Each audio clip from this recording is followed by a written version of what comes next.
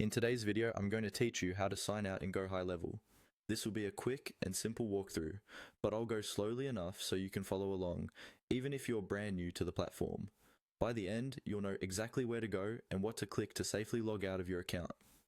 First, make sure you're logged into your Go High Level account and that you're on any main page, such as the dashboard. It doesn't really matter which section you're in, the option to sign out is always in the same place.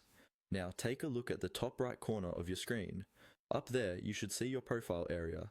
Depending on your settings, this may appear as your initials, a small avatar, or a profile icon. This is the same place you might go to adjust your profile settings or switch accounts. Move your mouse to that top right corner and click on the profile icon. When you click it, a small drop-down menu will appear. This menu usually contains options related to your account, such as profile settings, team or company settings, and at the bottom, the option to sign out. Take a moment to look through that drop-down so you get familiar with it. This is a good habit because you'll often come back here to manage your account. When you're ready, locate the option labeled Sign Out in that list. Now, go ahead and click on Sign Out. As soon as you click it, Go High Level will log you out of your current session.